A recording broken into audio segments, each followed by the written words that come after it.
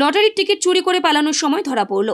চলে গণধোলাই। উত্তেজনা এলাকায়। বর্ধমানে লটারির টিকিটের দোকান থেকে লটারির বান্ডিল চুরি করে নিয়ে পালানোর সময় হাতে নাতে ধরা পড়ল স্থানীয়দের হাতে চোর। চলে গণধোলাই। চাঞ্চল্যকর এই ঘটনা ঘটেছে পূর্ব বর্ধমান জেলার শহর বর্ধমানের বড় বাজার টিকেপাড়া মোড় এলাকায়। এই ঘটনাকে কেন্দ্র করে রবিবার উত্তেজনা ছড়ায় ওই এলাকায়। লটারির দোকানের কর্মচারী কেশব মজুমদার জানিয়েছেন, এলাকাতেই দীর্ঘদিন থেকে লটারির টিকিট বিক্রি করেন। প্রায় দিনই চুরি যায় টাকা, কিন্তু কতবার মালিককে বলবো টাকা চুরির ঘটনা।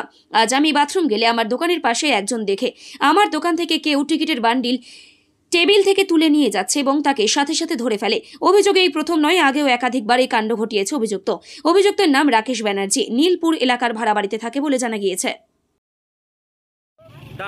কি হয়েছিল ঘটনা? প্রথম থেকে ঘটনা হচ্ছে টাকা দাঁড়িয়েছিল, ঠিক আছে, টাকা দাঁড়িয়েছিল, দাঁড়িয়ে থাকাকালীন আমি ঘুরতে গেলাম, দোকানটা ছিল ঘুরতে গেছি, এসে ওর দোকানের মালিকের ভাবনা তখন ওখানে দাঁড়িয়েছিল, ও দেখেছে, ও ফলো করেছে, ও ফলো করে ও ধরেছে, দিয়ে এসে আমার প্রতিদিন কাউন্টার থেকে টাকা শর্ট।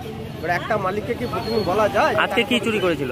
আজকে টিকিট চুরি করেছে, এক বান্ডিল টিকিট এখান থেকে তুলে দিয়ে আলো ছিল এরকম টিকিট এক বান্ডিল তুলে নিয়ে চলে যাচ্ছে হাঁটতে হাঁটতে। দিয়ে 3-4 বার প্রতিদিন টাকা দিয়ে ধরেছেন আপনারা? ওই আমার তপনদা ধরেছে। কে আপনারই দোকান? আমার মালিক আছে, আমি কর্মচারী, আমি মানে কাজ করি। এবার একটা মালিককে বলা যায় প্রতিদিন। কোন জায়গা এটা? টিকেপাড়া মোড়। কি নাম আপনার? বড় বাজার টিকেপাড়া। আমার নাম হচ্ছে শেখর মজুমদার। কি চুরি করেছিলে? বান্ডিল চুরি করেছিলে কেন? হ্যাঁ, কেন কেন চুরি করা হয়েছিল? কি নাম?